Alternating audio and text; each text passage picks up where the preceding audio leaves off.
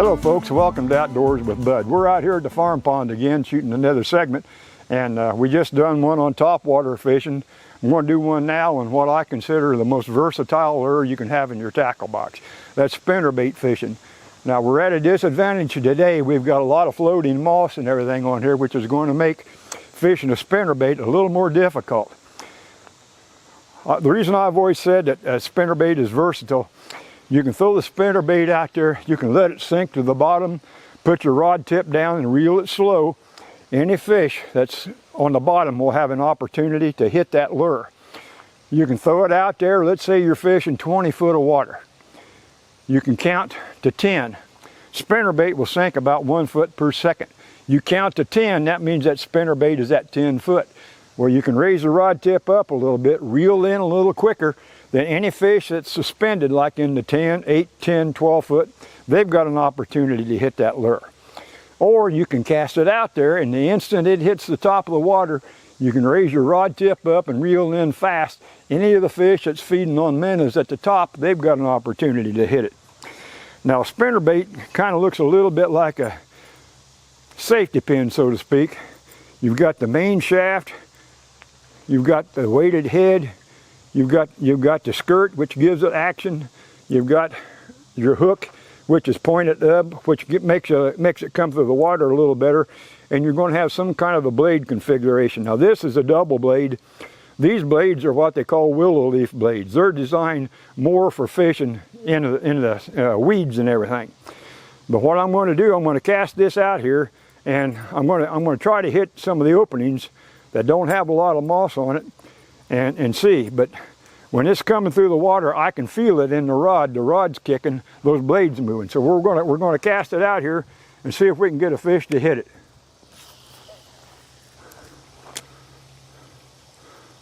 Now in the openings, I'm going to slow it down just a little bit to see if something wants to hit it. I've got a couple lanes where it's not too weedy, so I'm going to throw out there around it and see if I can get something to hit it.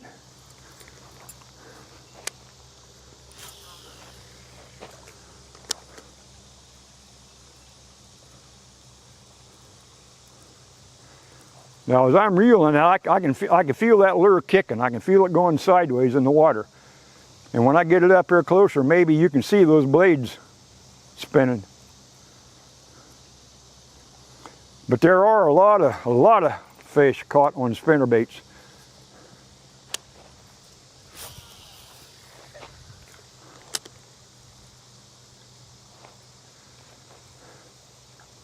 What I'm trying to do right now is reel it slow enough that there's some vegetation down on the bottom.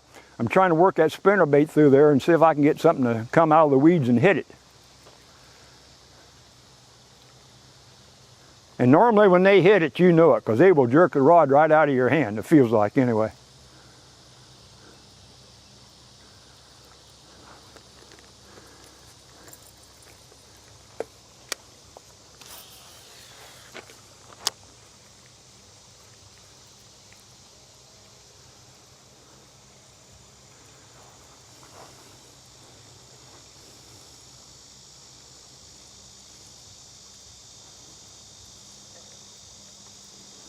But like I say, my interest is not so much in showing you people how many fish I can catch.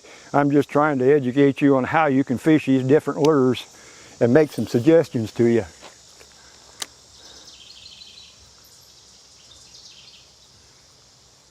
This is also a great effective night tournament lure, because when they're out there feeding, they can feel that, they can hear that vibration of those blades kicking, and that'll attract them into coming over and hitting it.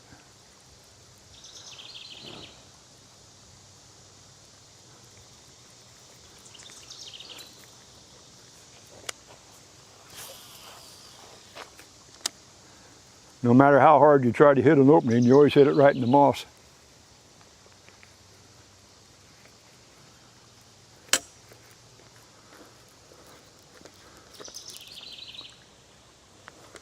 I got a bunch of moss, and I think I had a tree limb on it, branch.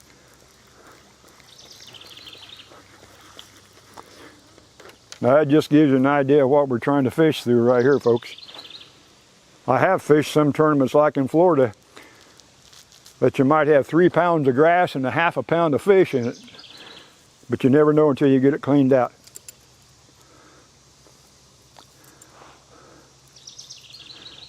Now before we conclude it, I'm going to show you a couple other spinner baits and tell you what the difference of them.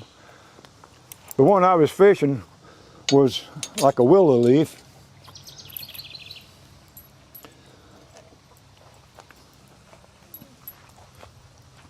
Now here's one that's a little smaller. This is a tandem. That's got 2 blades on it, which makes a little bit more noise. Okay, now here's one that's got a Colorado leaf, Colorado blade on it. It's kind of a cupped, and this is good for vibration. Now one thing I like to do also, I like to add a little plastic trailer on my spinner baits when I'm fishing it. That's just like if you're out in your yard mowing, and if somebody hits a golf ball and it's flying through the air, you can't see it. But if somebody was to kick a beach ball or a basketball, it's got a bigger profile. Well, that's what that little tail on there does. It adds a little bit more life to it. And here's one I've always liked to throw. Now, I've caught a lot of crappie and walleye on one this side. This is quite a bit smaller, but it's got the willow leaf on it and the trailer.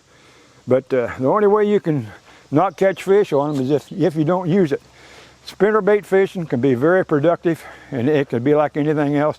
If the fish, like today, are not cooperating, you might have to make multiple casts. But the idea is to learn how to fish it. Let the fish tell you how you want it, how they want it. They may want a quick presentation.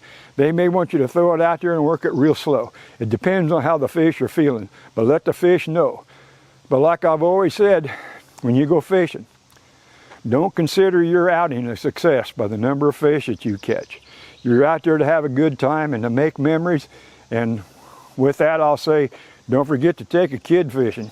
Don't forget to take your wife fishing. Wives like to fish too.